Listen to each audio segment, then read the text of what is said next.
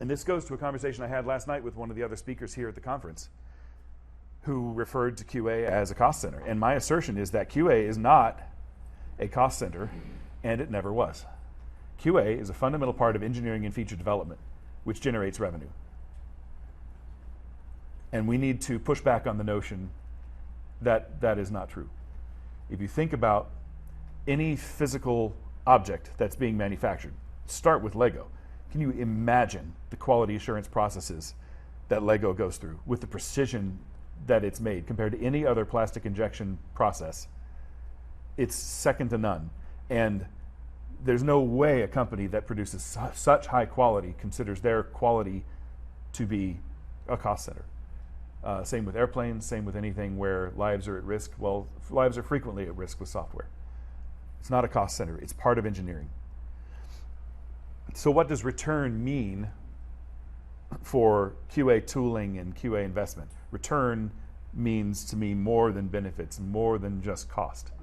Because a lot of cost, if you Google ROI calculator for test automation, you'll find 5 or 6 different answers, and all of them are kind of, they're not bad. I mean, they all talk about cost, and I do think it's important to understand cost.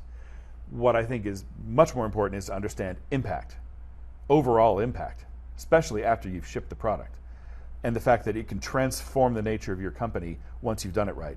So it's not bad to start with cost, but I was disappointed to find that none of the 5 calculators I looked at even went beyond cost, ever. There's one done by SmartBear that looked at defect escape prevention, which is definitely in the right direction. It's good stuff. But I want to go much further in terms of the conversations that we're going to have. So to me, return is team efficiency and productivity, which we all know that when QA is firing on all cylinders, the team is much better, much more confident in their ability to release.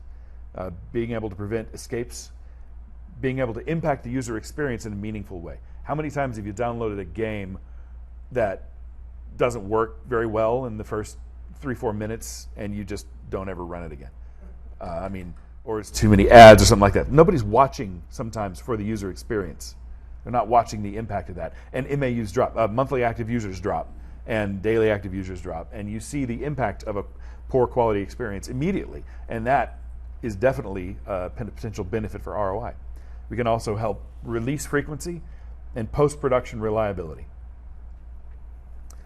The holy grail to me is being able to incorporate user behavior into feedback loops that tell you what you should be testing in the future.